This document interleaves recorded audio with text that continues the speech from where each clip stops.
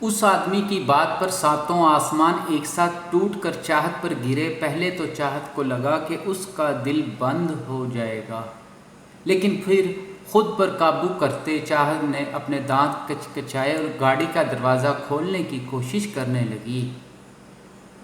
آپ کی عمر کا لحاظ کر کے آپ کو کچھ نہیں کہہ رہی، ورنہ ایسی گھٹیا بات کرنے والے کا منہ توڑ دیتی میں۔ الطاف نے اس پاگل لڑکی کو افسوس سے دیکھا۔ تمہیں لگتا ہے کہ میں جھوٹ بول رہا ہوں؟ مجھے ایسا لگتا نہیں، بلکہ آپ جھوٹ بول رہے ہیں۔ آپ کو کیا لگتا ہے کوئی بھی انجان آدمی آ کر مجھے کوئی بات کہے گا اور میں مان لوں گی؟ چاہت کے غصے پر الطاف نے گہرا سانس لیا۔ ٹھیک ہے بیٹا، میں تو جھوٹ بول رہا ہوں، لیکن تمہاری ماں تو ہمیشہ سچ بولتی ہے نا۔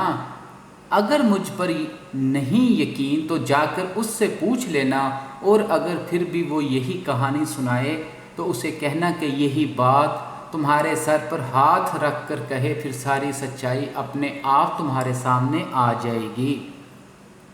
چاہت ابھی بھی بے یقینی سے اسے دیکھ رہی تھی، جبکہ آنکھیں اب آنسوؤں سے لبریز ہو چکی تھی۔ الطاف نے اپنا ہاتھ اس کے کندھے پر رکھا۔ دیکھو بیٹا، میری تم سے کوئی دشمنی نہیں، بس عباس میرا بہت اچھا دوست تھا، اس لیے میں نہیں چاہتا کہ اس کی بیٹی خود سے بولے گئے جھوٹ کی وجہ سے اس کے قاتل کے ساتھ اپنی ساری زندگی گزار دے۔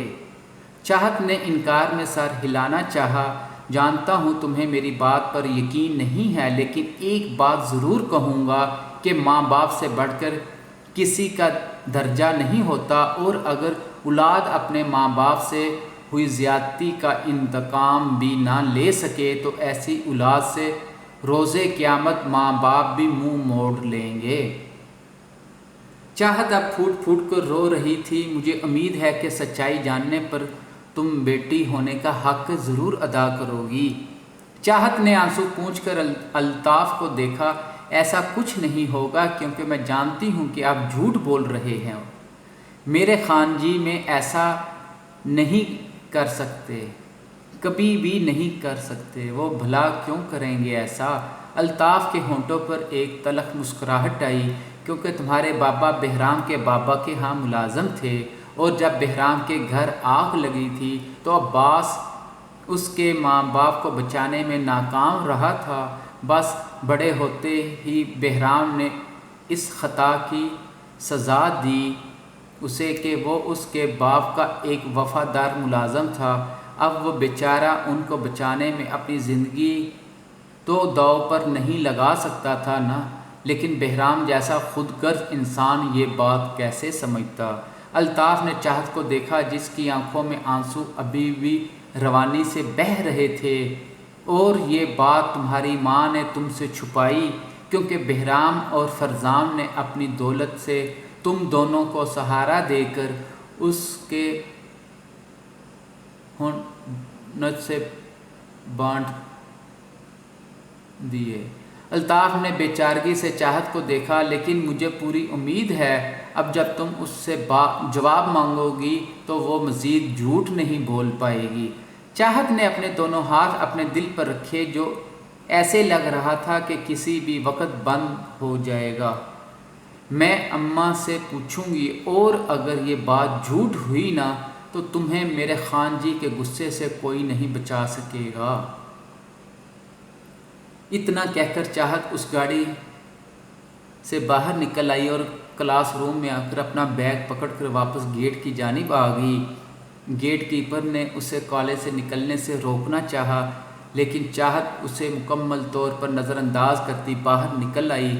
کالج کے باہر سے ایک ٹیکسی لے کر چاہت سیدھا سکینہ کے گھر جانے لگی۔ اسے اس وقت اپنی ماں سے سچ جان کر یہ ثابت کرنا تھا کہ الطاف جھوٹ بول رہا تھا۔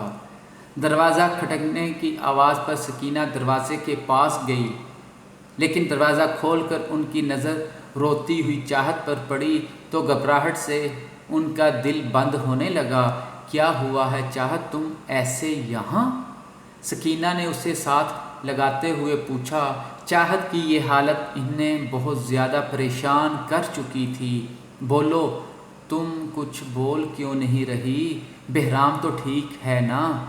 سکینہ نے اسے اندر لاتے ہوئے کہا، جبکہ بہرام کے ذکر پر چاہت نے شکوہ کنہ نگاہوں سے انہیں دیکھا اور ان کا ہاتھ پکڑ کر اپنے سر پر رکھ لیا۔ میری قسم کھا کر کہیں اماں، جو بھی میں آپ سے پوچھوں گی آپ مجھے سب سچ سچ بتائیں گی۔ سکینہ فوراً اسے اندر لے کر آئی اور دروازہ بند کر کے حیرت سے اسے دیکھنے لگی۔ بات کیا ہے چاہت؟ سکینہ نے بے چینی سے پوچھا، لیکن جواب میں چاہت نے ان کا ہاتھ پھر سے اپنے سر پر رکھ دیا۔ بولے اماں، میری قسم کھا کر کہیں کہ آپ مجھے ہر بات سچ سچ بتائیں گی۔ چاہت کے سوال پر سکینہ بہت زیادہ بے چین ہو چکی تھی۔ پوچھو میرا بچہ، سچ بولنے کے لیے قسم اٹھانا کوئی شرط نہیں۔ سکینہ نے اپنا ہاتھ اس کے سر سے ہٹاتے ہوئے کہا۔ چاہت نے اپنے آنسو پونچھ کر انہیں بے چینی سے دیکھا۔ اماں، میرے بابا کو خان جی نے نہیں مارا نا؟ یہ جھوٹ ہے نا اماں؟ چاہت کے سوال پر سکینہ پتھر کی ہو چکی تھی۔ آج تک انہوں نے یہ سچ اس سے چھپایا تھا، لیکن آخر سچ کب تک چھپ سکتا تھا؟ بولے نا اماں، میری قسم کھا کر کہہ دیں کہ یہ جھوٹ ہے۔ چاہت اب سکینہ کا ہاتھ پکڑ کر زار و قطار رونے لگی تھی۔ خوف سے اس کا دل بند ہو رہا تھا، جبکہ پتھر بنی سکینہ نے اسے سچ بتانے کا فیصلہ کیا، کیونکہ وہ نہیں چاہتی تھی کہ اس کی وجہ سے چاہت اور بہرام کے رشتے میں اختلافات پیدا ہوں۔ نہیں چاہت، یہ سچ ہے۔ چاہت کے آنسو اس کی آنکھوں میں ہی اٹک گئے۔ وہ بے یقینی سے سکینہ کو دیکھنے لگی۔ کیوں؟ چاہت نے ان سے دور ہوتے ہوئے پوچھا۔ چاہت، میری پوری بات سنو۔ کیوں چھپائی یہ بات مجھ سے اماں؟ آج تک کیوں نہیں بتایا مجھے کہ جس کو میں اتنا عظیم مقام دیتی رہی وہ میرے باپ کا قاتل تھا؟ کیوں نہیں بتایا مجھے؟ چاہت سکینہ کی بات کاٹ کر روتے ہوئے چلائی تو سکینہ نے اس کے قریب ہونا چاہا۔ چاہت، اطمینان سے بیٹھ کر میری بات تو سنو۔ کیا سنوں میں اماں؟ اب کیا بچا ہے سننے کو؟ اس سچ کے آگے اب مزید جاننے کو کچھ نہیں بچا اماں، کچھ بھی نہیں۔ سکینہ نے انکار میں سر ہلایا، چاہت کو کندھوں سے پکڑا۔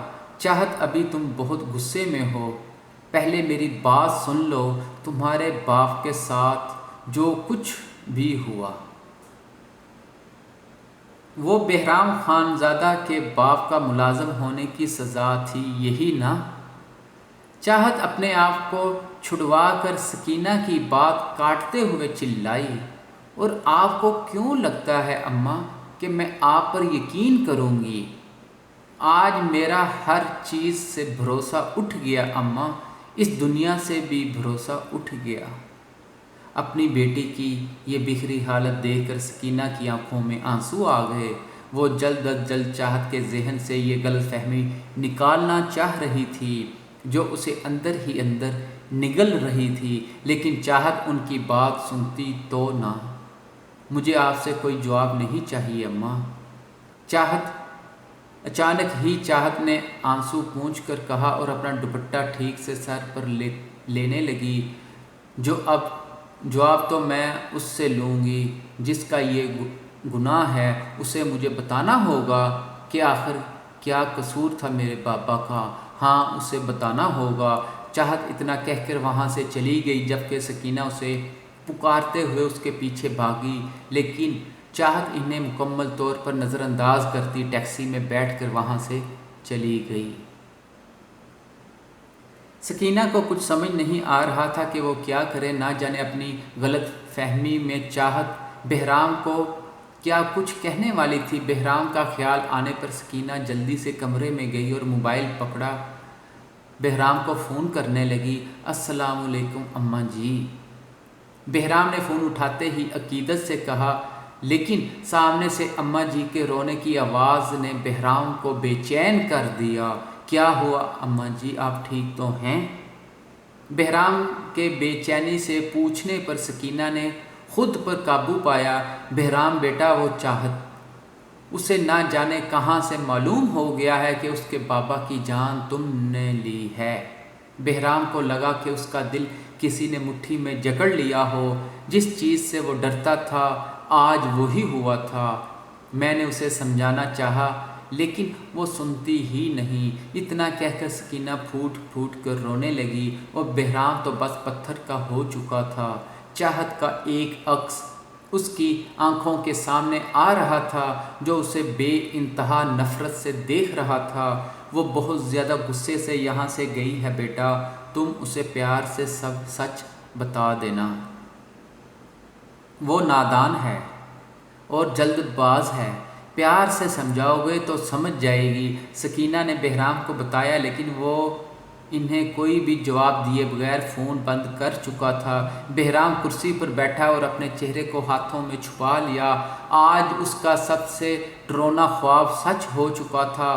وہ کشمکش میں بیٹھا صرف یہ سوچ رہا تھا کہ اس کے پاس اب دو ہی راستے تھے کہ وہ چاہت سے سچ چھپا کر خود کو اس کی نظروں میں گرا دے یا پھر اسے سچ بتا کر چاہت کو ہی اس کی نظروں میں گرا دے، کیونکہ اپنے باپ کا سچ جاننے کے بعد وہ بہرام کے سامنے سر اٹھانے کے قابل بھی نہیں رہتی اور یہی تو وہ نہیں چاہتا تھا۔ بہرام نے کرسی کی بیک کے ساتھ ٹیک لگائی اور آنکھیں موند گیا۔ بہت سوچنے کے باوجود وہ اپنا راستہ تلاش نہیں کر پا رہا تھا۔ آج وہ خود کو اتنا ہی بے بس محسوس کر رہا تھا جتنا اس نے اپنے ماں باپ کی موت پر خود کو کیا تھا۔ فرزام کل رات دیر سے واپس آیا تھا اور آتے ہی پہلے سے سوئی مناہل کو اپنی پناہوں میں لے کر سو گیا۔ آنکھ کھلتے ہی اس نے ٹائم دیکھا تو دن کے 12 بج رہے تھے۔ یہ دیکھ کر فرزام جلدی سے اٹھ کر فریش ہوا اور باہر آیا جہاں مناہل ٹیبل پر کھانا لگا رہی تھی۔ تم نے مجھے اٹھایا کیوں نہیں من؟ فرزام کی آواز پر مناہل نے سہم کر اسے دیکھا۔ اپنے جس خول سے وہ باہر آئی تھی اس دن فرزام کے کیے اس مطالبے پر پھر سے اس خول میں واپس جا چکی تھی۔ فرزام جانتا تھا کہ وہ ہر لمحہ اسی خوف میں گزارتی تھی کہ اگر فرزام نے اسے چھوڑ دیا تو وہ کیا کرے گی۔ وہ اب رات کو دیر سے واپس آئے تھے اس لیے مجھے لگا کہ آپ تھکے ہوں گے۔ مناہل نے سر جھکا کر اعتراف کیا۔ فرزام مسکرا کر اس کے پاس آیا اور اپنے ہاتھ اس کی کمر کے گرد باندھ کر ہونٹ اس کے ماتھے پر رکھ دیے۔ کتنا خیال رکھتی ہو تم میرا من، بس میرے جذبات کا ہی خیال نہیں تمہیں، اسی لیے ابھی بھی کتراتی ہو مجھ سے۔ اپنے کان کے قریب فرزام کی سرگوشی پر مناہل کانپ کر رہ گئی۔ کھانا کھا لیں فرزام، ٹھنڈا ہو جائے گا۔ فرزام اب اپنے ہونٹ اس کی گردن اور کندھے کے جوڑ پر رکھ گیا تو وہ دہکتا لمس محسوس کر کے مناہل کی بات کے ساتھ ساتھ اس کا سانس بھی سینے میں اٹک گیا۔ تمہیں ہی نہ کھا جاؤں من، فرزام نے شوخی سے کہتے ہوئے اس کے کان کی لو کو دانتوں کے درمیان دبایا تو مناہل کا رونگ رونگ کانپ اٹھا، لیکن وہ کوئی بھی مزاحمت نہیں کر رہی تھی۔ وہ پل میری زندگی کا سب سے حسین پل ہوگا من، جب تم اپنا رونگ رونگ مجھے سونپ کر میری ہو جاؤ گی۔ تمہارے اس وجود پر صرف میری مہر ہوگی، صرف فرزام خانزادہ کی۔ فرزام نے مدہوشی کے عالم میں اس کی نازک گردن کو دانتوں کے درمیان لے کر کاٹا تو ایک سسکی مناہل کے ہونٹوں سے نکلی۔ فرزام نے فوراً اس سے دور ہو کر اس کی آنکھوں میں موجود آنسوؤں کو دیکھا۔ من میرا جنون۔ فرزام نے مناہل کا چہرہ ہاتھوں میں تھام لیا لیکن مناہل جھٹکے سے اس سے دور ہوئی۔ کیا چاہتے ہیں آپ؟ کیوں ہر پل میرا جینا مشکل کرتے ہیں؟ کیا فرق ہے آپ میں اور اس میں؟ آپ بھی تو بس اس کی طرح مجھے استعمال کرنا چاہتے ہیں۔ مناہل کے رو کر چلانے پر فرزام کا پارا ہائی ہو گیا۔ اس نے مناہل کو غصے سے دیکھتے ہوئے آگے بڑھ کر اسے باہوں میں اٹھایا اور اپنے کمرے کی جانب چل دیا، جبکہ اس کی اس حرکت پر مناہل حیرت سے اسے دیکھنے لگی۔ فرزام! کمرے میں آ کر فرزام نے مناہل کو بیڈ پر پھینکا اور اس سے دور ہو کر اپنی شرٹ کے بٹن کھولنے لگا۔ یہ دیکھ کر مناہل مزید ڈرتے ہوئے بیڈ کی ٹیک سے جا لگی۔ یہ کیا کر رہے ہیں آپ؟ فرزام نے اس سے کوئی بھی جواب دیے بغیر شرٹ دور اچھالی اور اسے پیر سے پکڑ کر اپنے قریب کر لیا۔ ایک چیخ مناہل کے ہونٹوں سے نکلی اور وہ بری طرح سے مزاحمت کرنے لگی، لیکن فرزام زبردستی اس کے ہاتھ پکڑ کر بیڈ سے لگاتا اس پر مکمل طور پر قابض ہو گیا۔ اس کے ہونٹ مناہل کی گردن اور کندھوں پر گردش کرنے لگے اور مناہل روتے ہوئے اس سے دور ہونے کی کوشش کرنے لگی۔ نہیں، پلیز مت کرو ایسا۔ فرزام اس کے الفاظ جنون سے اپنے ہونٹوں پر چن گیا۔ اس کے عمل میں اس قدر شدت تھی کہ کچھ ہی دیر میں وہ مناہل کے ہونٹوں کو بری طرح سے زخمی کر چکا تھا۔ اس کے ہونٹوں سے ہٹ کر اب وہ اس کی گردن تک آیا اور وہاں بھی اپنے جنون کی داستان رقم کرنے لگا۔ مناہل ہر طرح کی مزاحمت ترک کرتی مردہ حالت میں وہاں پڑی تھی۔ فرزام نے اس کا چہرہ اپنے ایک ہاتھ میں پکڑ کر لال آنکھوں سے اسے دیکھا۔ کون ہوں میں؟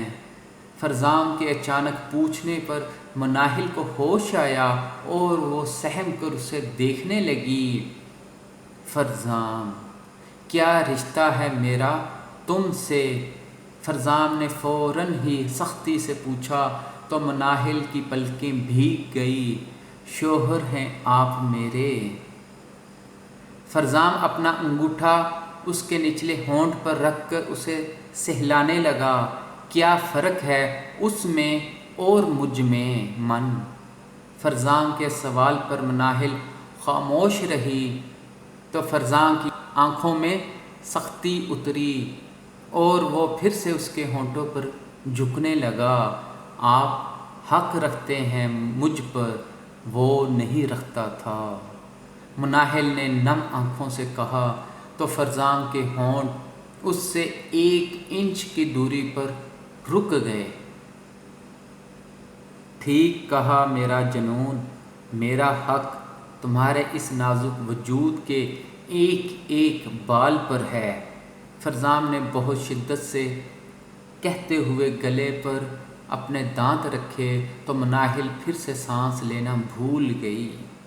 مگر جو بات مجھے اس سے مختلف بناتی ہے وہ یہ ہے کہ اس کا مقصد تمہیں چھو کر تمہیں تکلیف پہنچانا اور برباد کرنا تھا، لیکن میرا مقصد تمہارے اس وجود کو اپنی محبت سے سندل کرنا ہے، تاکہ تم یہ بات جان جاؤ کہ میں اتنا ہی تمہارا ہوں جتنی تم میری۔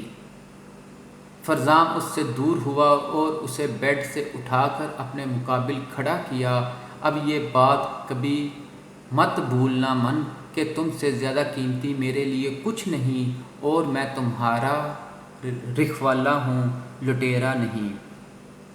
فرزام نے اسے اپنے سینے سے لگا کر کہا تو مناہل کے آنسو اس کے برہنہ سینے پر گرے، مگر اب وہ یہ بات ٹھیک سے سمجھ چکی تھی کہ فرزام کے لیے وہ اہمیت رکھتی تھی۔ وہ اسے استعمال کر کے پھینکنا نہیں چاہتا تھا، بلکہ اپنی محبت دکھا کر اسے اپنا بنانا چاہتا تھا۔ جو بات فرزام نہیں